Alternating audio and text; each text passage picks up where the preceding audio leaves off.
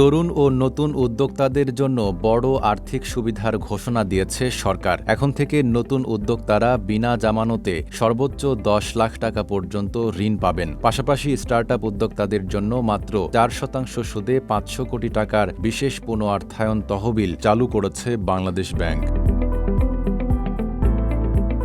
জাতীয় সংসদে এক লিখিত প্রশ্নের জবাবে অর্থমন্ত্রী আমির খসরু মাহমুদ চৌধুরী জানান, সিএমএসএমই খাতের নতুন উদ্যোক্তা পুনর্অর্থায়ন স্কিমের আকার ১০০ কোটি টাকা থেকে বাড়িয়ে ৫০০ কোটি টাকায় উন্নীত করা হয়েছে। এই তহবিল থেকে নতুন উদ্যোক্তারা সর্বোচ্চ ৭% সুদে বিনা জামানতে ১০ লাখ টাকা পর্যন্ত ঋণ নিতে পারবেন। আর জামানত থাকলে ঋণের পরিমাণ বাড়িয়ে সর্বোচ্চ ৩৫ লাখ টাকা পর্যন্ত নেওয়া যাবে।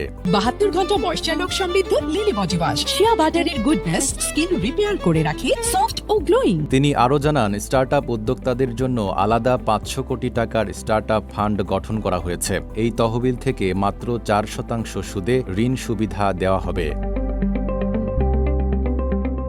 এছাড়া সম্ভাবনাময় স্টার্টআপে মূলধনী বিনিয়োগের সুযোগ তৈরি করতে ৩৯টি তফসিলি ব্যাংকের অংশীদারিত্বে গঠন করা হয়েছে Bangladesh startup investment company PLC.